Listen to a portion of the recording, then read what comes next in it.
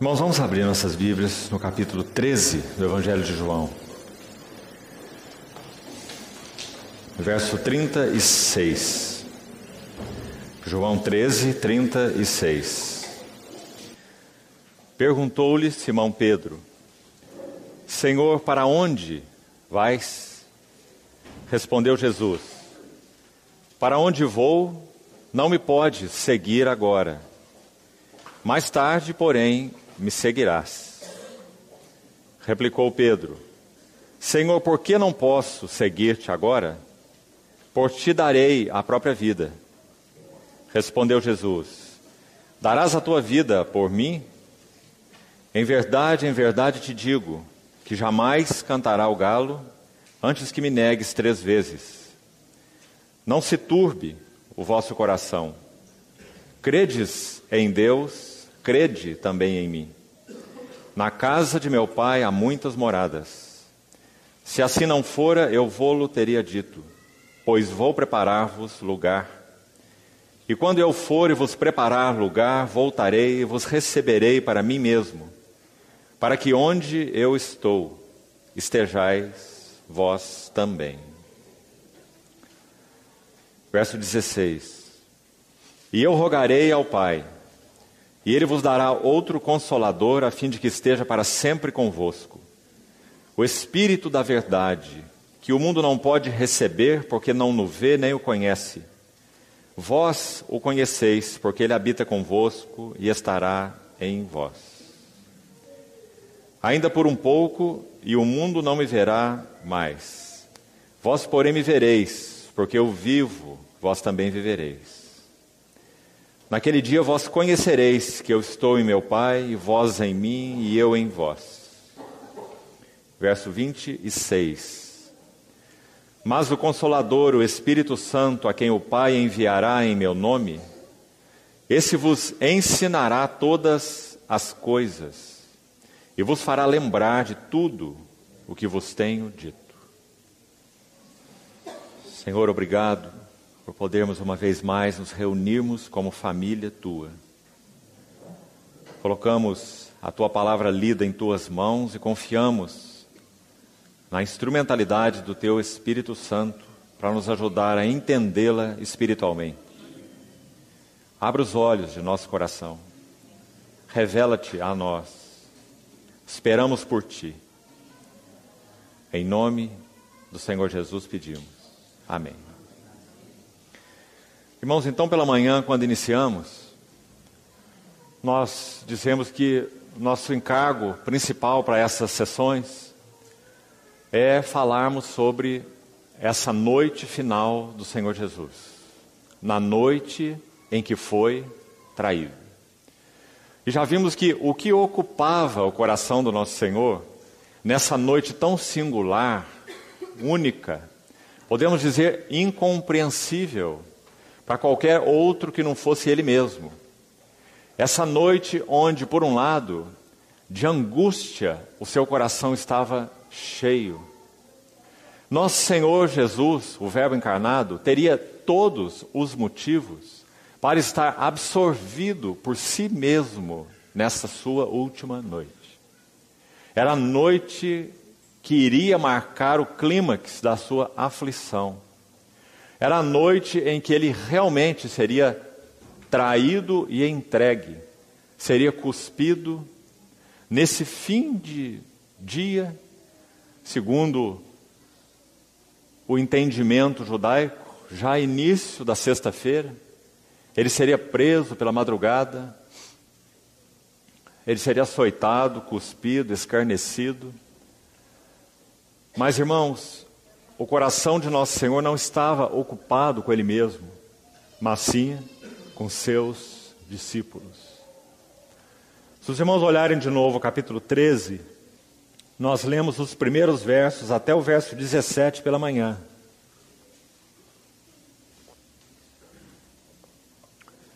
E nós vimos que o Senhor, em particular, quis demonstrar aos seus discípulos a sublimidade de seu amor. Nosso Senhor, sobretudo, quis mostrar aos seus discípulos a essência do reino do céu.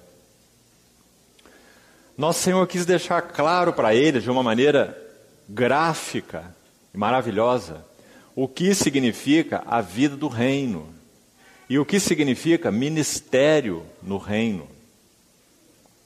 E nós já destacamos então pelo menos 6 elementos que mostram o significado que o Senhor fez.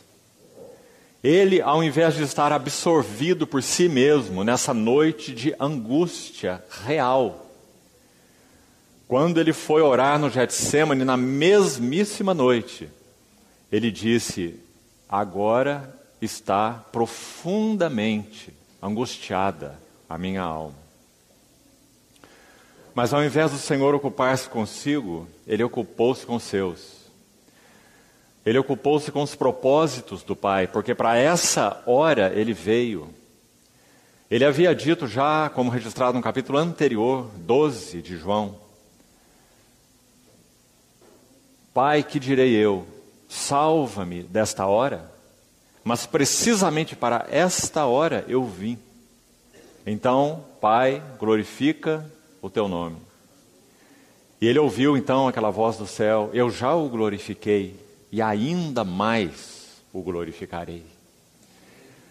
Irmãos amados, nosso Senhor Jesus, tendo todos os motivos para estar ocupado consigo, ele estava plenamente ocupado com os interesses do seu Pai e com aqueles que o Pai me deu.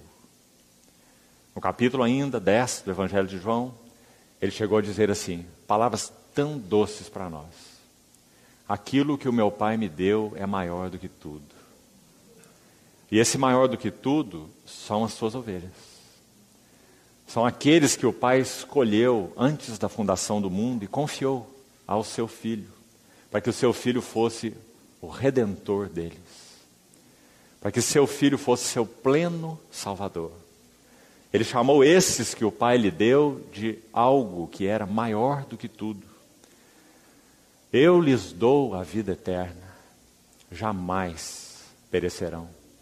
Ninguém os arrebatará de minha mão, porque da mão do Pai ninguém pode arrebatá-los. Então, irmãos, é tão importante que nós mantenhamos a atmosfera dessa hora em nossos corações. Sabe, irmãos, há muito prejuízo quando nós abordamos as Escrituras de outra maneira. Não é pequeno prejuízo. Quantos servos de Deus, por exemplo, escrevem sobre cristologia, mas um número deles não conhece realmente a Cristo. Quantos escrevem sobre escatologia, as doutrinas das últimas coisas, mas alguns deles não têm um maranata no seu coração. Então é algo muito diferente falar, pregar, ministrar sobre cristologia e conhecer Cristo. É muito diferente ministrar sobre escatologia e ter um clamor no nosso coração: vem, Senhor Jesus. Então, amados, quando João escreve o seu evangelho, nós temos alguém que realmente conheceu o nosso Senhor Jesus. Penso que já numa outra ocasião juntos já comentamos isso. Vamos retomar rapidamente antes de entrarmos no capítulo 14. Sabe quando João escreve esse evangelho? Alguns chamados ou considerados eruditos vão dizer que esse evangelho não é de João. Mas eles estão errados, completamente errados. Por um lado, porque a grande maioria dos estudiosos concordam que foi João. Mas, irmãos, quando há 150 anos atrás, mais ou menos, nasceu um movimento no meio do povo de Deus chamado Alta Crítica, sabe o que ele fez? Ele colocou a Bíblia debaixo de crítica e procurou separar, através de uma crítica humana, o que era palha do que era grão. Então os homens se colocaram como juízes da palavra, e imediatamente a palavra deixou de ser juiz deles. E eles se perderam completamente em trevas, confusão e um liberalismo teológico que os levou à loucura, alguns deles. Nós cremos que o autor desse livro maravilhoso é o João, o pescador. aquele letrado inculto, mas que reclinou sua cabeça no peito do Senhor, conheceu tão bem o nosso Senhor. O seu evangelho é chamado por alguns de as memórias de amor de João. Porque ele escreve o seu evangelho em torno de 60 anos depois do Senhor já ter partido. Ele escreve o evangelho em muitas instâncias com frases muito curtas e precisas. No capítulo 10, por exemplo, ele vai dizer assim: e celebrava-se em Jerusalém a festa da dedicação. E era inverno. E Jesus passeava pelo pórtico de Salomão.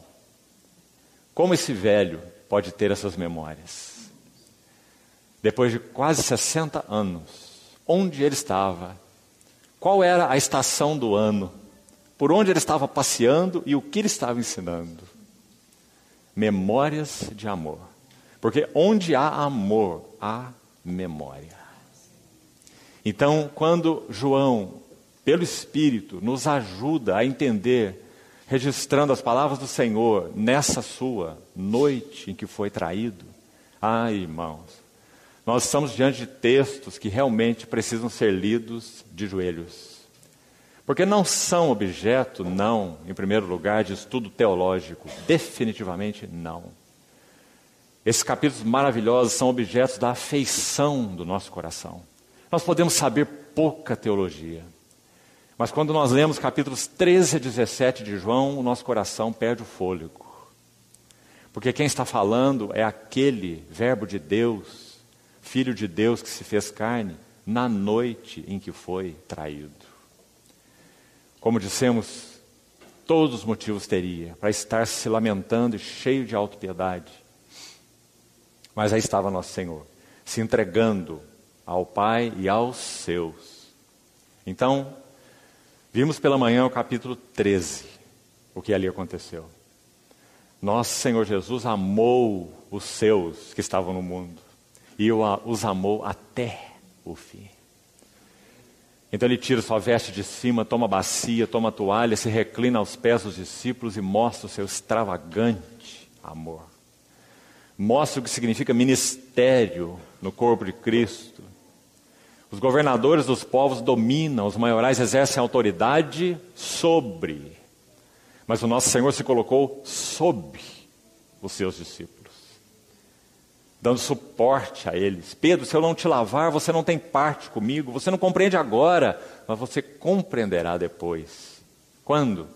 Quando o sumo sacerdote penetrasse o céu. Então João ia poder entender, junto com todos os outros discípulos, que ele está lá ainda, com a bacia e a toalha.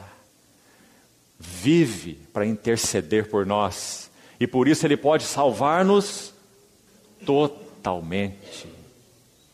Foi a palavra também usada aqui.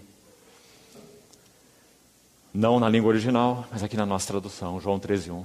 Amou os seus que estavam no mundo até o fim, ou totalmente. Então, irmãos, que hora maravilhosa e terrível foi essa noite em que ele foi traído. Vimos que, Êxodo capítulo 12, Moisés chama essa hora de a noite do Senhor. Quando esse Deus que é luz, no qual não há treva nenhuma, ele iria, sim, experimentar uma noite. Inicialmente uma noite de angústia profunda. Minha alma está profundamente angustiada até a morte.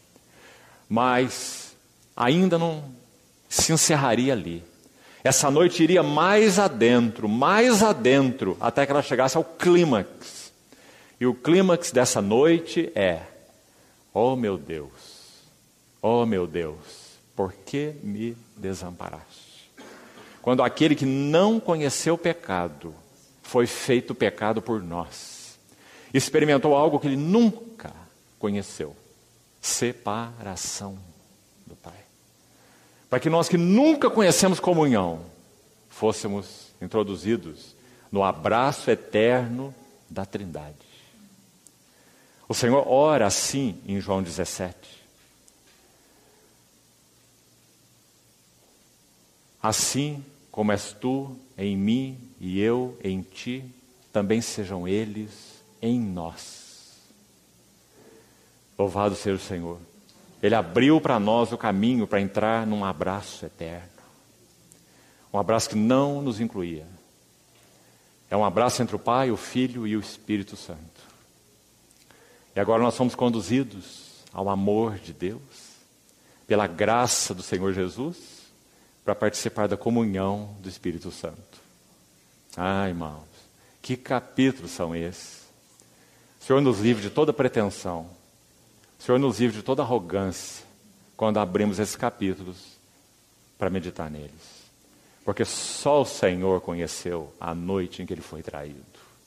Só Ele pôde sentir as agruras dessa noite. Então, amados, depois de ter lavado os pés dos seus discípulos, Ele tem algo para ensinar. Nós nos lembramos de Lucas pela manhã escrevendo assim: escrevi o primeiro livro ao Teófilo, relatando as coisas que Jesus começou a fazer e a ensinar. Ele termina a sua vida da mesma maneira que ele começou. Só que agora ele está terminando de fazer.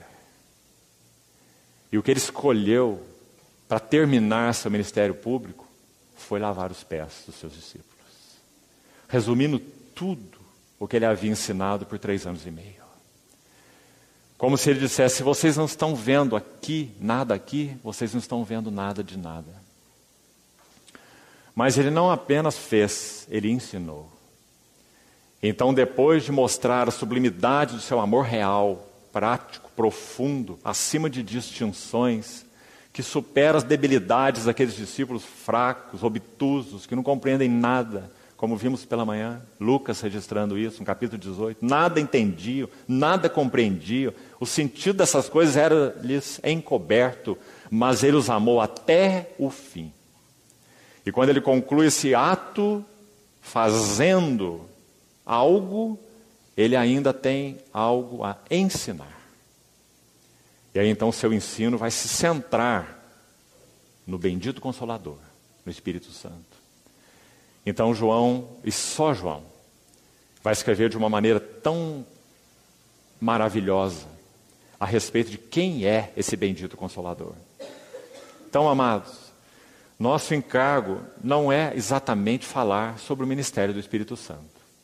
Mas é como nós falamos, estando aos pés do Senhor, suplicar a Ele que nos ajude a entrar em espírito no significado da noite em que Ele foi traído. Esse é o encargo central. E não falarmos sobre o ministério do Espírito Santo. Mas o ensino do Senhor, após ter lavado os pés dos seus discípulos, foi sobre o Espírito Santo. Então, para que compreendamos parte da carga dessa noite em que ele foi traído, sim, nós precisamos ouvir o que ele tem a dizer sobre a ausência dele e sobre a presença de outro. Ele vos dará um outro Consolador. Você vê o que ele está fazendo na noite em que ele foi traído? Ele continua ocupado com os seus. Ele está dizendo assim: eu vou, mas ele vem. Eu até agora fui um mestre, o mestre, ao lado de vocês. Agora vem o mestre dentro de vocês. E ele em nada é diferente de mim. Ele é de igual qualidade que eu. Um outro Consolador, outro da mesma qualidade. Deus o Pai, Deus o Filho, Deus o Espírito Santo. 3 hipóstases em uma essência. Então, quando ele falou sobre enviar o seu Espírito Santo, que esteja claro para nós que ele enviou o seu próprio Espírito. Irmãos, qual é a diferença de ênfase bíblica entre o Espírito de Deus no Velho Testamento e o Espírito de Deus no Novo Testamento? São 2 Espíritos? Não. É um único Espírito. É o Espírito de Deus, que também é chamado de Espírito do Senhor, que também é chamado de Espírito de Jeová, que também é chamado de Espírito da sua santidade, 3 vezes no Velho Testamento, que também é chamado de Espírito Santo, agora no Novo Testamento, que é chamado de Espírito de Cristo, que é chamado de Espírito de Deus, que é chamado de Espírito de Jesus Cristo. Todos esses nomes. Um único e mesmo Espírito. Mas qual é a diferença de ênfase entre o Espírito de Deus no Velho Testamento e o Espírito de Deus no Novo Testamento. A diferença é maravilhosa. E creio que podemos resumi-la assim. No Velho Testamento, o Espírito de Deus não conhecia experiência humana. Mas quando o Espírito Eterno prepara um veículo humano no ventre de Maria para a encarnação do Verbo de Deus, então ele foi concebido pelo Espírito Santo, uma natureza humana foi preparada para o Verbo, não uma pessoa humana, uma natureza humana, porque é o Verbo eterno que dará personalidade a essa natureza impessoal, senão seriam duas pessoas. Então o Verbo divino, Logos de Deus, ele vai se encarnar, ele vai assumir natureza humana. E o que é a natureza humana? Natureza humana é espírito humano, alma humana e corpo humano, um homem integral. Então ele assumiu essa natureza, concebido pelo Espírito Santo. Mas não apenas isso. Ele foi também, aos 30 anos, ele tinha, quando iniciou seu ministério, conforme Lucas registra no capítulo 3. Então ele foi também ungido pelo Espírito Santo, novamente. A oferta de manjares está aí se cumprindo na realidade espiritual. É uma flor de farinha misturada com azeite, porque Jesus foi concebido por obra do Espírito Santo. Mas também esse bolo de farinha e azeite foi ungido com azeite. Porque nosso Senhor Jesus recebeu uma unção do Espírito Santo para serviço, para o seu ministério. Concebido pelo Espírito e ungido pelo Espírito. As duas coisas. Então o que está acontecendo agora? Agora o Espírito de Deus, podemos assim dizer, e creio que não há palavras mais adequadas para expressar, são limitadas, mas não há outras. São mistérios tremendos. O Espírito de Deus, o Espírito eterno, como revelado lá no Velho Testamento, agora, na encarnação de Jesus, ungindo Jesus e dando suporte para Jesus viver toda a sua vida humana e exercer o seu ministério e ir à cruz. Porque o autor de Hebreus, no capítulo 9, diz que foi pelo Espírito eterno que ele se entregou a si mesmo, sem mácula, a Deus. Então esse Espírito eterno agora está experimentando coisas humanas. Ele está passando por experiência humana. Compreende, irmão? Como é maravilhoso. Então, quando Moisés escreve lá nos seus livros sobre aquele azeite do santuário, o azeite sagrado, ele vai dizer que aquele azeite era composto de algumas especiarias. Vocês se lembram? E aquelas especiarias falam da natureza humana do Senhor Jesus. Significa que tudo que Jesus Cristo viveu e experimentou e sofreu como homem, o Espírito Santo, também usando uma palavra limitada, mas é a única que temos, ele assimilou essas experiências humanas do Senhor Jesus, habilitando, equipando, ungindo, dando suporte a ele em todos os assuntos, até a cruz. Então depois que o Senhor Jesus é ressuscitado, ele recebe de novo, recebe do Pai a promessa do Espírito e ele derrama, como Pedro vai dizer, isto que vedes e ouvis. Agora então qual é o Espírito que a igreja recebeu? Sobretudo é o Espírito de Jesus Cristo. É aquele que conhece tudo sobre natureza humana. É por causa disso então que nós podemos ser suportados em nossas fraquezas. Porque o Espírito Santo sabe o que é dar suporte para uma natureza humana. Ele deu suporte para o nosso mestre, para o Verbo de Deus. Ah, irmãos, que coisa mais preciosa é essa. Gálatas capítulo 4 vai dizer que quando veio a plenitude do tempo, Deus enviou o seu Filho para resgatar os que estavam debaixo da lei. E esses então que já foram resgatados e que estavam debaixo da lei, para eles, porque são filhos, Deus enviou aos vossos corações o Espírito de seu Filho. Graças a Deus. Então você percebeu que é o mesmo Espírito, não há outro, mas você percebeu a diferença de ênfase agora? O Espírito de Jesus Cristo é o Espírito que nós recebemos. Então é sobre esse que o Senhor Jesus está falando em João 14. E também em João 16. Ele vai dizer outro da mesma qualidade que eu. Então ele dará suporte a vocês. Consolador é só uma das traduções para esse nome tão maravilhoso dado pelo Senhor ao Espírito Santo. Um outro ajudador, é a ideia mais precisa. Então o Senhor vai mostrar aos seus discípulos que Ele é intercessor, que Ele é suportador, que Ele é encorajador, que Ele é exortador. Parácletos também significa isso. Paráclesis é exortação. Então nosso Senhor vai falar e ensinar sobre o Espírito Santo porque é Ele, unicamente Ele, que é capaz de trazer para a igreja as realidades de Cristo.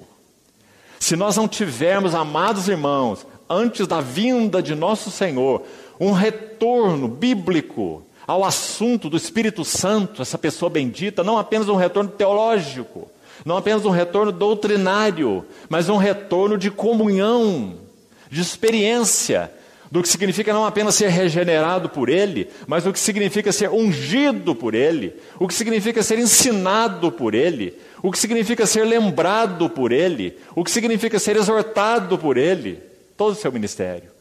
Então, irmãos, nós seremos uma igreja moribunda antes que o Senhor venha. O Espírito Santo foi enviado para realizar esse trabalho em nossas vidas, mas nós precisamos conhecê-lo. Ele é pessoa. O Senhor gastou tempo falando dele nesses capítulos.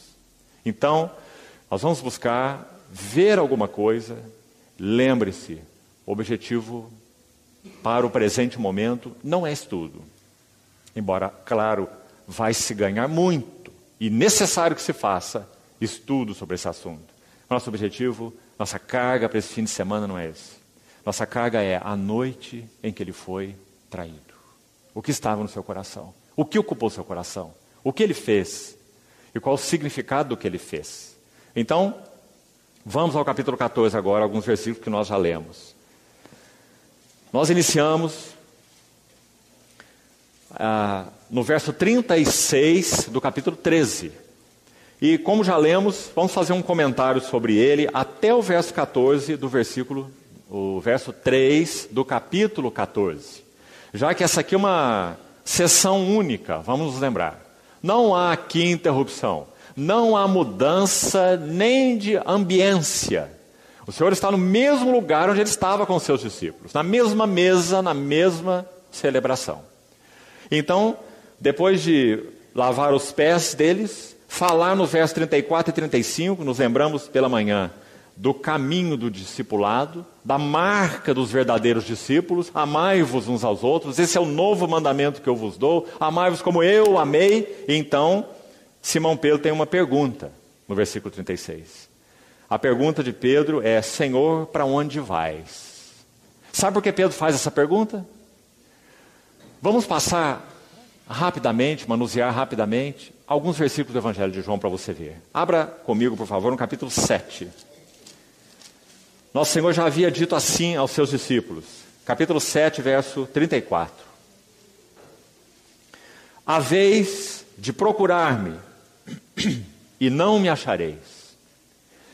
Também, onde eu estou, vós não podeis ir. O que você acha dessa frase? É muito enigmática, não é? Os discípulos não podiam mesmo fazer outra coisa, senão o que fizeram no verso 35. Veja lá. Disseram, pois, os judeus uns aos outros: para onde irá este, que nós não o possamos achar?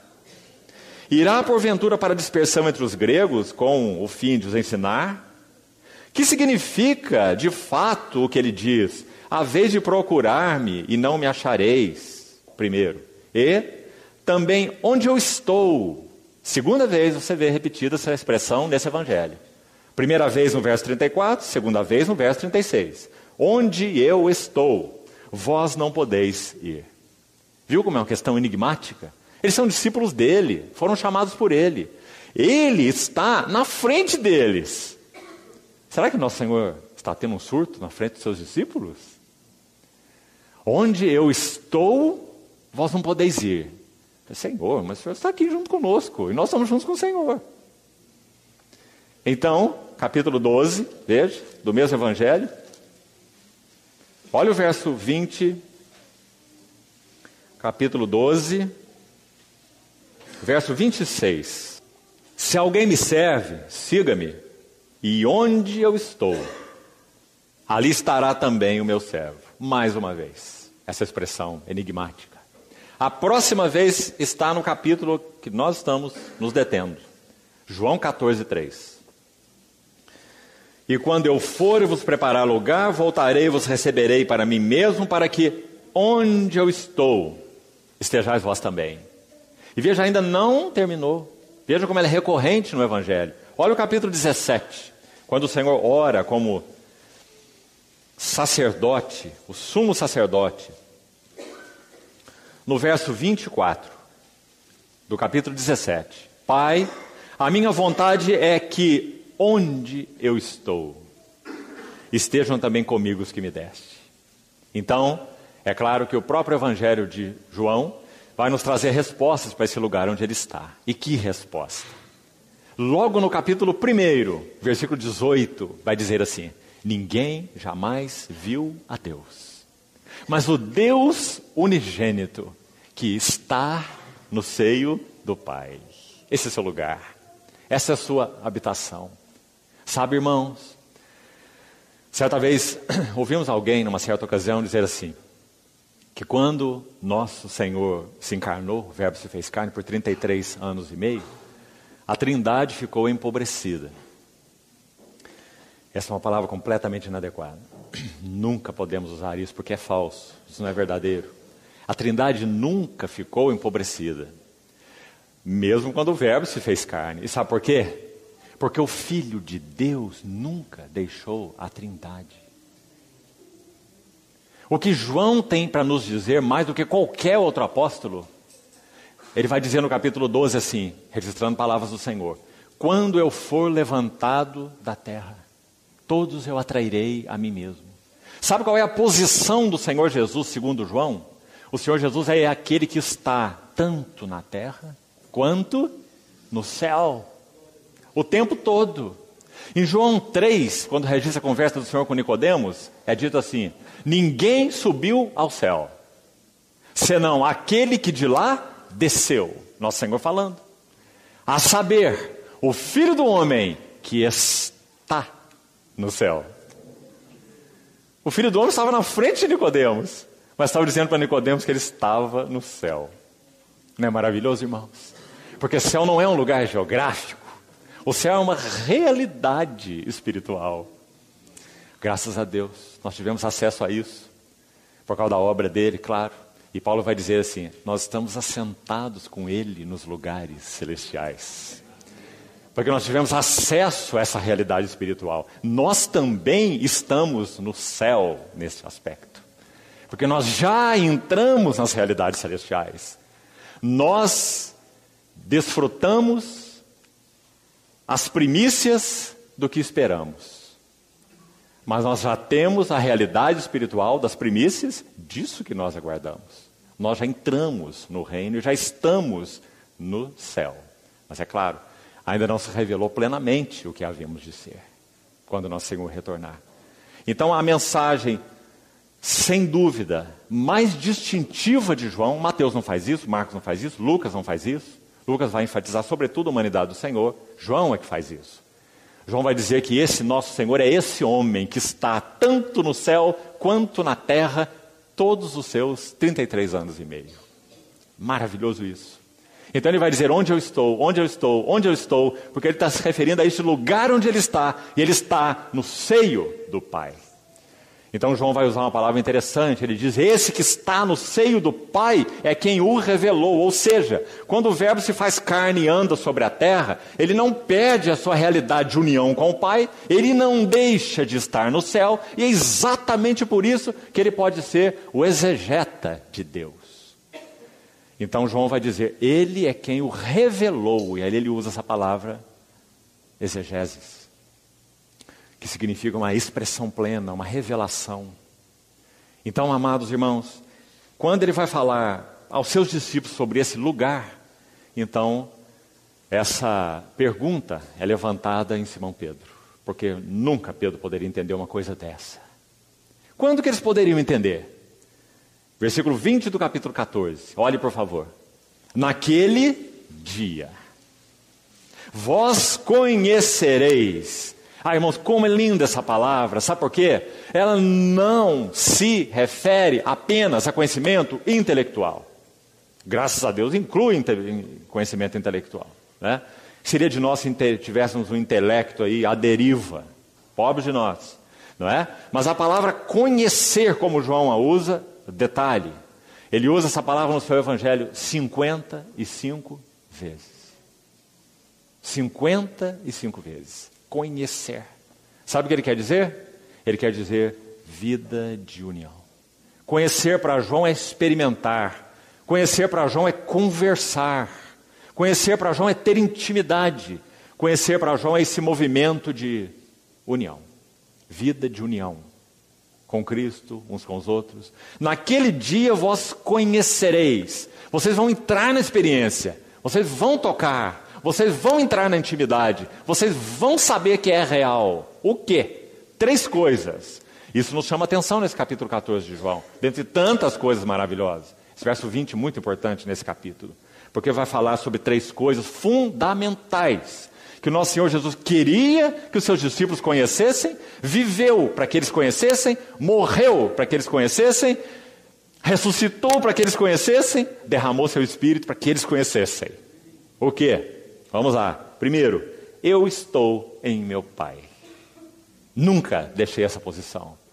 Aí você vai me perguntar, nem na cruz? Não, nem na cruz. Por isso um autor de hinos do passado, Isaac Watts, escreve um hino tão maravilhoso. Numa das estrofes ele diz assim, ó que mistério, morre o imortal. Nunca use a palavra quebrada para a Trindade. A Trindade nunca foi quebrada. Nem quando o Filho morre na cruz. Mas de alguma maneira inexplicável para nós, o Filho é separado de Deus, mas não alienado e nem com a sua relação essencial de natureza com o Pai ofendida. Isso nunca aconteceu. Trindade não se parte, Trindade não se quebra. Ela é una e é una eternamente, triuna. Então é o mistério da cruz. De alguma maneira o Filho, o Verbo eterno, encarnado, ele é velado da sua comunhão com o Pai. Então tudo que ele tem para dizer é, ó meu Deus, por que me desamparaste? Então, amados, a primeira verdade importante no verso 20, eu estou em meu Pai. A segunda delas, e vós em mim. Não é uma verdade maravilhosa? João, ou Paulo, apóstolo Paulo, nas 3 epístolas que ele escreve, ele vai usar mais de 200 vezes, de maneiras diferentes, essa expressão em Cristo. Então a segunda coisa que o Senhor levaria seus discípulos a conhecer, primeiro que Ele está no seu Pai e nunca deixou essa posição. Segunda coisa, vós estáis em mim. Você vê que movimento está acontecendo aqui? Se o Filho está no seio do Pai, o propósito de Deus é que Ele incluísse esses que lhe foram dados pelo Pai a mesma posição de comunhão e de intimidade que Ele tem. Então por isso vem a próxima frase, vós em mim.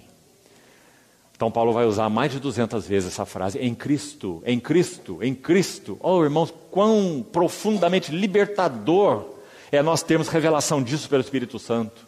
Se nós estamos em Cristo, nós somos uma nova criação. Coisas velhas já passaram, eis que tudo se fez novo. Estar em Cristo é desfrutar plenamente das riquezas de Deus o Pai. Estar em Cristo significa que Cristo é nossa sabedoria, justiça, santificação e redenção. Estar em Cristo significa que nós já paramos definitivamente de buscar valores em nós, porque temos todos os nossos valores em Cristo. E se estão em Cristo, estão seguros. Ele é nossa sabedoria, nossa justiça, nossa alegria. Quando nós somos tocados por tribulação, nós perdemos a alegria. Sabe por quê? Porque a nossa alegria está em nós. Se a nossa alegria estivesse em Cristo, ela é uma alegria intocável. Nossos recursos em Cristo são inesgotáveis e nosso descanso nele é imperturbável. Já disse um irmão do passado. Então, vós conhecereis que vós estáis em mim. Por isso, no capítulo 14, ele vai enfocar o Espírito Santo como sendo espírito de habitação. Você não vê toda a coerência maravilhosa disso? O tema do capítulo 14 é essa habitação. Nós falamos que João 14 usa uma vez a expressão Espírito da Verdade. João 15 uma vez Espírito da Verdade. E João 16 outra vez Espírito da Verdade. São 3 vezes. Todas as 3 muito diferentes. No capítulo 14, o Espírito da Verdade, veja aí no verso 17 do capítulo 14, o Espírito da Verdade, que o mundo não pode receber, porque não o vê nem o conhece. De novo a palavra conhece aqui. Vós, porém, o conheceis. Como que eles conheciam esse Espírito da Verdade? Porque o Senhor Jesus não teve o Espírito por medida. Capítulo 3 de João. Ele foi cheio do Espírito Santo.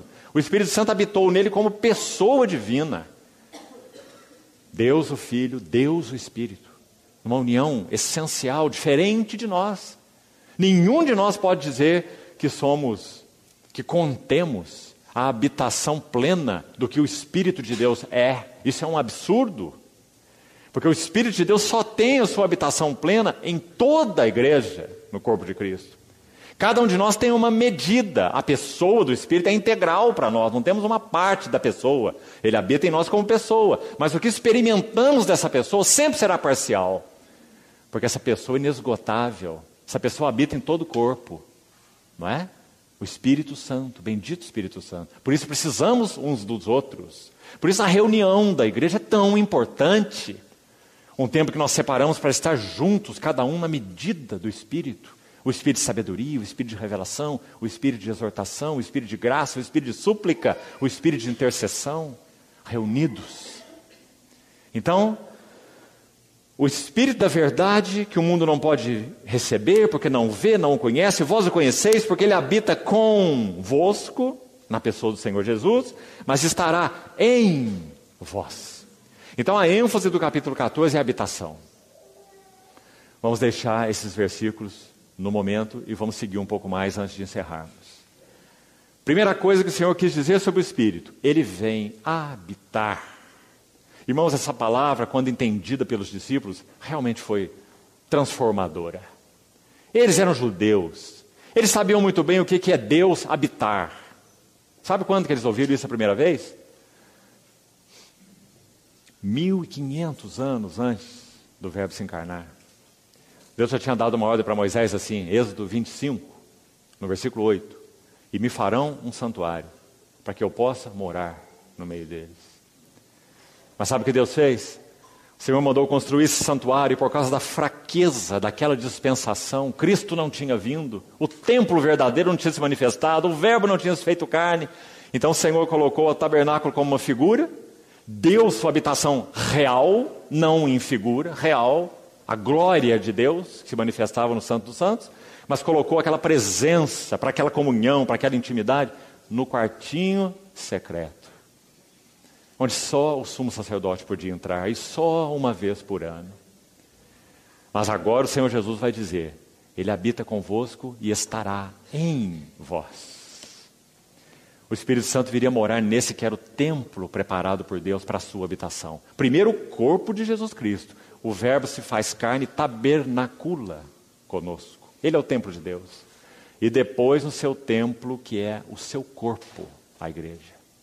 Então, irmãos, no versículo 20, ele diz, vós em mim, para concluirmos aqui. E por último, você vê 3 verdades muito importantes. Eu em meu Pai. Quanta coisa há aqui. Trindade eterna, o Logos em Deus, Cristo na Trindade.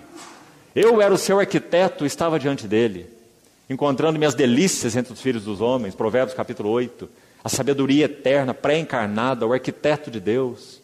Eu estou em meu Pai, e vós em mim, e eu em vós. As 2 metades do Evangelho aí, resumidas. O que é o Evangelho? O Evangelho é, nós estamos em Cristo, e Cristo está em nós. Esse é o Evangelho.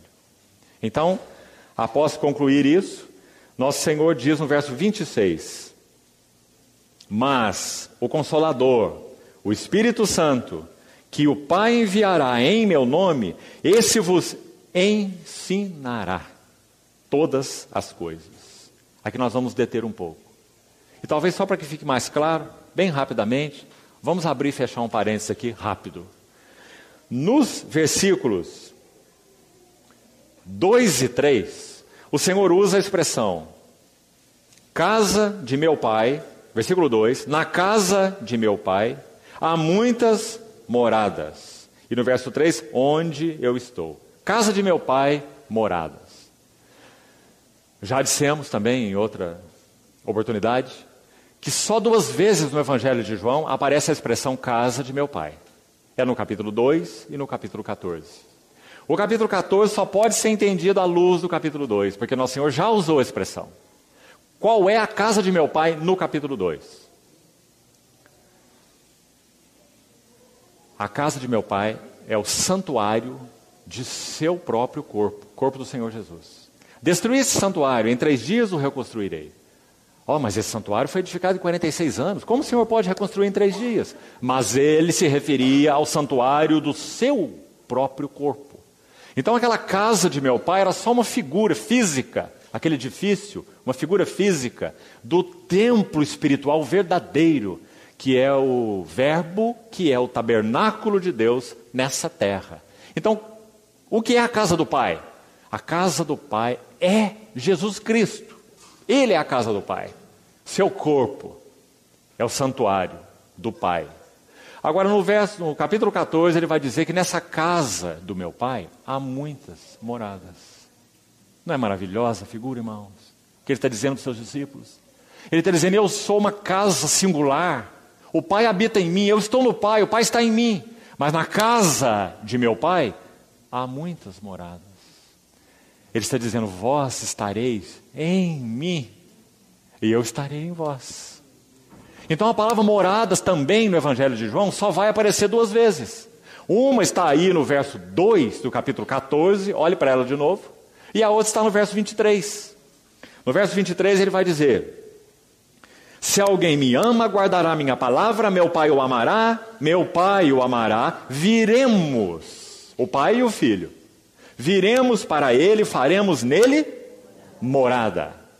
Então, somente 2 vezes João menciona essa palavra morada. É importante, porque uma é dependente da outra. Só 2 vezes, é um quadro. Como tem muitos nesse Evangelho de João, muitos quadros. Palavras que são mencionadas só 2 vezes. Tem vários pares aqui em João. Morada, casa de meu pai, 2 vezes. Moradas, 2 vezes. Então, há moradas. Olhe para sua Bíblia, por favor. No verso 2. Na casa de meu pai há muitas moradas. O Senhor está dizendo que nesse lugar de habitação de Deus, que é Ele mesmo, há muitas moradas. Isso significa que, como Ele disse, eu vos vou preparar lugar para que nós habitemos nessas moradas. O que isso significa? Vós estáis em mim, como Ele diz no verso 20. Mas o que mais Ele continuou no verso 20? E eu em vós. Então Ele está explicando isso no verso 23. Ele está dizendo, se alguém me ama, guardará a minha palavra, meu Pai o amará e viremos para Ele. E faremos nele morada. Então agora, 2 moradas. A primeira morada é nós habitando em Cristo, que é a casa do Pai. Maravilhosa habitação. E a outra morada é Cristo e o Pai, pelo Espírito Santo, vindo morar em nós, encontrando morada em nosso coração. Então quando Moisés fala assim, em nome de Deus, me façam um santuário para que eu possa habitar no meio deles. Quando isso se cumpriu? Pentecostes. Quando o Espírito Santo vem para nos fazer morada. Irmãos, é tão maravilhoso isso. E tão sério compreender, que Paulo vai dizer assim, escrevendo para os Coríntios, vós sois o santuário do Deus vivente. Se alguém destruir, pelejar contra, seja de que maneira for, com ciúmes, com contendas, com divisões, com partidarismos, com vanglória, se alguém destruir o santuário de Deus, Deus o destruirá. Porque o santuário de Deus que sois vós é sagrado. Que palavras essas maravilhosas, irmão. Que o Senhor nos ajude a ver isso melhor. Nos reunirmos assim, é isso que nós somos. Irmão, o Senhor tem misericórdia do seu povo. O que nós temos feito com a casa de Deus? O que nós temos feito com a morada do Espírito Santo? O que nós temos feito com as reuniões da igreja? O Senhor tem misericórdia de nós. Volta-te, Senhor, nós te rogamos. Olha do céu, vê e visita esta vinha. Como precisamos pedir que o Senhor faça isso conosco por sua misericórdia, para que sejamos resgatados naquilo que somos, para Ele e Ele para nós. Uma vida tão simples, comunhão, serviço, amor, servindo uns aos outros, cada um conforme o dom que recebeu, segundo a multiforme graça de Deus. O que nós temos feito, irmãos? O Senhor nos livre, sim, de nossos preconceitos, tradições religiosas. Quantas moléstias nós trouxemos nesse assunto da casa de Deus. E sabe o que alguns fazem por outro lado? Eles querem meter o pé em tudo. E dizer, não, irmão, não tem nada disso não, nada de reunião, nada de batismo. Batismo foi para o tempo dos apóstolos. Há pessoas falando isso no nosso país, pregando isso, que batismo foi coisa para o tempo dos apóstolos, que mesa do Senhor já passou, que reunião não tem sentido, reunir num lugar todos juntos para cantar, ouvir palavra. Vamos reunir debaixo da árvore, quando você encontrar um irmão no meio-dia e tem uma comunhão com ele. Aí está a igreja, aí é a reunião da igreja. Sim, a igreja está em todo lugar, 24 horas por dia. Mas Paulo vai dizer assim aos Coríntios, quando vos reunis no mesmo lugar. Um tem salmo, outro doutrina, esse traz conhecimento, aquele revelação. Em se tratando de profetas, falem dois, ou quando muito três, os outros julguem. O que é isso, irmão? É a reunião da igreja. Então, irmãos, não, o Espírito Santo não está nos chamando para fazer movimento pendular. Sairmos de uma visão institucional, humana, errada da igreja e irmos para um nada, descompromisso. E sabe o que isso tem levado, irmãos, no nosso país? Muita perda, muito dano. Sabe qual é o primeiro lugar, escute, onde esse dano aparece? Escute bem, nos filhos. Nos filhos. Porque os filhos não têm mais entendimento do que significa adorar o Senhor juntos. Os filhos não sabem nada sobre o partir do pão, comunhão, serviço, batismo, invocando o nome do Senhor. Essas coisas são perdidas nos filhos. Então eles perdem o impacto do testemunho da igreja, da vida da igreja, da reunião da igreja, do Espírito Santo se fazendo presente na reunião da igreja. O Senhor nos dando sua presença maravilhosa e movendo-nos. Irmãos, nós que somos pais sabemos que quando o Espírito Santo visita a vida de nossos filhos, em 1 minuto, Ele faz mais do que nós poderíamos fazer em 30 anos. Então nós precisamos tanto de recuperar essa presença do bendito Espírito Santo. Capítulo 14, Ele convencerá. Graças a Deus. O mundo do pecado, porque não creem em mim, da justiça, porque vou para junto do Pai, do juízo, porque não mais vivereis. Ele. Então, concluindo esse capítulo 14, verso 26. Então aqui há mais sobre Ele que o Senhor falou. Ele vos ensinará. Algumas coisas aqui, rápidas sobre isso, mas creio que serão de ajuda realmente para nós. Primeira coisa, ensinar como? Será que o ideal é que a Assembleia de Deus, a Igreja do Senhor Jesus, se tornasse um seminário teológico, para estudarmos teologia sistemática? Será? Hebreus capítulo 8, citando Jeremias 31, vai mostrar qual é a qualidade desse ensino. E vai dizer assim, ninguém jamais ensinará ao seu próximo, nem cada um ao seu irmão, dizendo, conhece o Senhor, porque todos me conhecerão, desde o menor deles até o maior, porque nas suas mentes eu imprimirei as minhas leis, e sobre os seus corações eu as inscreverei, e eles serão meu Deus, meu povo, e eu lhes serei o seu Deus. Esse é o ensino do Espírito Santo. Claro, irmãos, é bom é bom estudar teologia. Mas sabe qual é o problema da teologia? Você pode se encher tanto sua cabeça com a teologia. Sabe aqueles nomes difíceis que algumas pessoas mal conseguem pronunciar? Que alguns teólogos aí gostam muito de falar, a todo momento? Essas palavras nem bíblicas são. Então, amados, nós podemos saber de cor todas essas palavras, mas não termos um verdadeiro conhecimento de Cristo e nem sermos ensinados pelo Espírito Santo. Nós estudamos esses assuntos como se estuda física, química e matemática. Mas o Senhor disse que quando o Espírito Santo viesse, Ele ensinaria todas as coisas.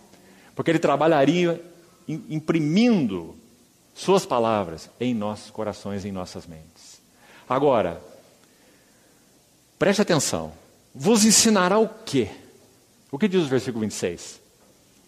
Todas as coisas. Agora eu queria fazer uma sugestão aqui para os irmãos. Essa expressão, coisas, palavra simples, coisas, ela é usada de uma maneira muito bonita no Novo Testamento. Então eu queria sugerir alguns paralelos para os irmãos irem para casa com uma tarefa, para verem que coisas são essas que o Espírito Santo vai nos ensinar. Aí escute o que a Bíblia tem para nos dizer. Vamos começar aqui. 1 Coríntios 2. 1 Coríntios 2, Paulo vai dizer assim: nem olhos viram, nem ouvidos ouviram, nem jamais penetrou em coração humano as coisas, ou o que, em algumas versões, as coisas que Deus tem preparado para aqueles que o amam. 1 Coríntios 2:9. Mas Deus nos revelou pelo... Está vendo? Paulo falando a mesma coisa que o Senhor Jesus. Ele vos ensinará todas as coisas. Coisas que olhos não viram, coisas que ouvidos não ouviram, coisas que jamais penetrou em coração humano. São as coisas que o Espírito Santo vai revelar. 1 Coríntios 2:10. Mas Deus nos revelou pelo Espírito. Agora escute. Porque o Espírito a todas as coisas perscruta. A palavra perscruta significa você abaixar para olhar algo por dentro. O Espírito a todas as coisas perscruta, até mesmo as profundezas de Deus. Então nós estamos entendendo bem o que o Espírito vai nos ensinar, né? O Senhor colocou isso numa frase. Paulo está nos ajudando. Aí ele continua. Porque ninguém sabe as coisas. Ninguém sabe as coisas de Deus, senão o Espírito de Deus. Assim como as coisas do homem são conhecidas por esse Espírito que nele está. Então Deus nos deu o seu Espírito, Paulo vai continuar, para que conheçamos aquilo que por Deus, ou de novo, as coisas que por Deus nos foram dadas gratuitamente. Então podemos dizer aqui, primeiro elemento aqui, para compor sua tarefa, e depois você medite nisso com muita atenção. Maravilhoso. Coisas de Deus. Esse é o primeiro objeto da revelação do Espírito Santo. As coisas de Deus, que olho não viu, ouvido não ouviu, jamais penetrou no coração humano, ninguém conhece, mas o Espírito perscruta essas coisas de Deus, para revelar aos que têm o Espírito de Deus. Aí Paulo vai dizer, vós não tendes recebido o Espírito do mundo, mas sim o Espírito que vem de Deus. Então, coisas de Deus. Qual é o contraste que a Bíblia faz com coisas de Deus? Onde está? 1 João 2. 1 Coríntios 2, 1 João 2. Sabe disso 1 João 2? Não ameis o mundo, nem as coisas que no mundo há. Se alguém amar o mundo, o amor do Pai não está nele. Aqui está o primeiro contraste. O Espírito Santo vai nos ensinar a diferença entre as coisas de Deus e as coisas do mundo. As coisas que no mundo há. Se alguém amar o mundo, o amor do Pai não está nele. Coisas de Deus, coisas do mundo. Não podemos entrar em mais detalhes. Você vai fazer a tarefa por você mesmo. Mais um par. Romanos 8. Romanos 8 vai dizer assim: aqueles que se inclinam para a carne, cogitam das coisas da carne. Mas aqueles que se inclinam para o Espírito, cogitam das coisas do Espírito. Aí está o segundo par. Nós temos coisas da carne e nós temos coisas do Espírito. Como é que nós podemos conhecê-la? Paulo já falou lá em Coríntios. Nós precisamos conferir as coisas espirituais com as espirituais. Coisas do Espírito, coisas da carne. Então, estude o significado disso em Romanos 8. Você vai ver que a ideia é uma mente que é posta na carne e uma mente que é posta no Espírito. Mais um par, Filipenses 3. Que par mais lindo. Paulo vai dizer assim, deixando para trás, ou deixando as coisas que para trás ficam, e avançando para as coisas que diante de mim estão. Terceiro par. Paulo, na sua visão como homem de Deus, ele viu que tinha coisas que para trás ficavam. E ele viu que tinha coisas que estavam diante dele. E ele tomou uma decisão. Por quem? Pelo Espírito. Porque ele vos ensinará a respeito de todas as coisas. Então, quando Paulo olhava para trás, podemos dizer, haviam coisas que para trás ficam, que eram sucessos. Paulo teve muito sucesso como homem de Deus. Não teve, irmãos? Graças ao Senhor, pelo Espírito Santo. Paulo também teve tropeços, muita tribulação, muitas lágrimas. Ele descreve em 2 Coríntios 11, seu relatório lá, vigílias, jejuns, açoites, naufrágios, etc., perigos, não é? Mas ele diz, deixando as coisas que para trás ficam. Só o Espírito Santo pode nos ajudar nisso. A deixar para trás nossos sucessos e nossos fracassos. Mas também, não apenas deixar, mas só o Espírito Santo que nos ensina todas as coisas, pode focar nossa atenção aqui, avançando para as coisas que diante de mim estão. Sabe que coisa é essa? O prêmio de ser semelhante a Cristo. O prêmio da soberana, ascensional vocação de Deus em Cristo Jesus. Ainda mais um par, quarto, muito, muito lindo. 2 Coríntios 4, versos 16 a 18. Paulo vai dizer, não atentando nós nas coisas que se veem. Porque as coisas que se veem são temporais, mas as coisas que se não veem são eternas. O Espírito Santo é o único que pode nos ensinar qual é o valor adequado, correto, das coisas que nós vemos e das coisas que nós não vemos. Irmãos, um exemplo maravilhoso disso é Moisés. Moisés viu isso muito bem e ele pautou sua vida por isso. Hebreus 11 vai dizer que Moisés tomou decisões e são usados verbos ali tão interessantes. Primeiro, ele recusa ser chamado filho da filha de Faraó. Por quê? Porque ele considerou o valor das coisas que se veem. Sua educação, seu poder, o reino, a sua posição como próximo faraó. Não é? Moisés seria o próximo faraó, filho da filha de Faraó. Então ele considerou as coisas que se veem. Mas Hebreus vai nos dizer, ele permaneceu firme, como quem vê o invisível. Não é maravilhoso? Nós cristãos somos aqueles que veem o invisível. Quando Noé viu o que o Senhor disse a ele que faria com a terra, ele começou a trabalhar. E também os verbos ali são muito lindos.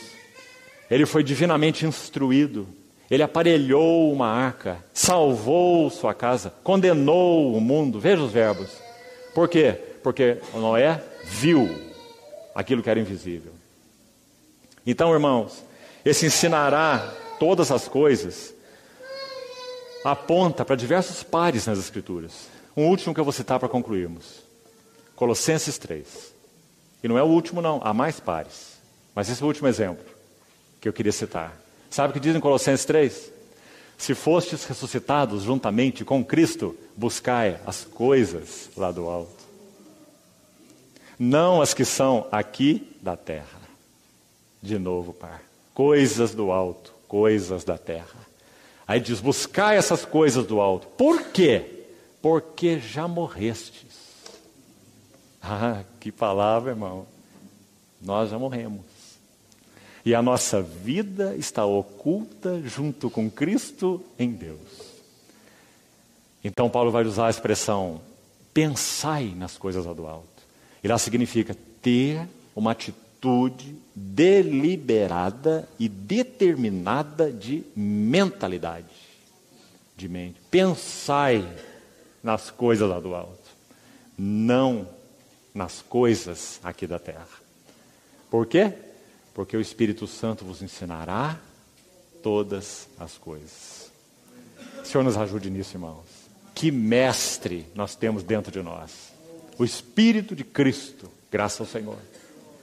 Amanhã, com a ajuda do Senhor, nós vamos ver um pouco do capítulo 15 e 16 juntos, para que também, se o Senhor permitir, possamos ter algum tempo para aquele precioso capítulo 17, chamado de Santo dos Santos da Bíblia.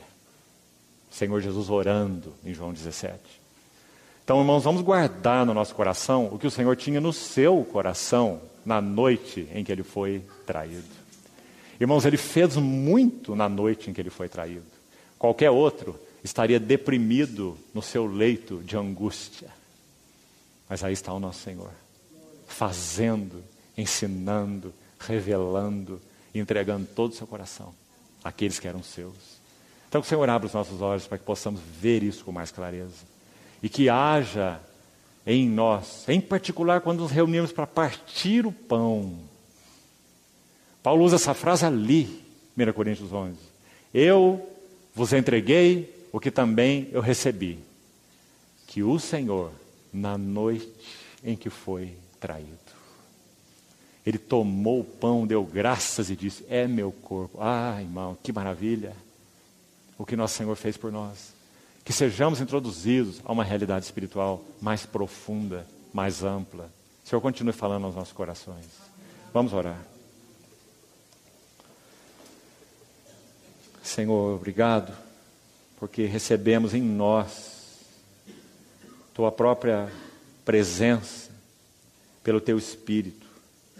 Senhor, continue, te pedimos, abrindo nossos olhos, para que nós compreendamos as belezas do Senhor e de Tua Palavra. Guarda nosso coração, ministra a nós, ensina-nos e aplica, Senhor, aquilo que recebemos juntos em nossa experiência espiritual, te pedimos. Confiamos nossas vidas a Ti e também Tua Palavra a Ti, Senhor.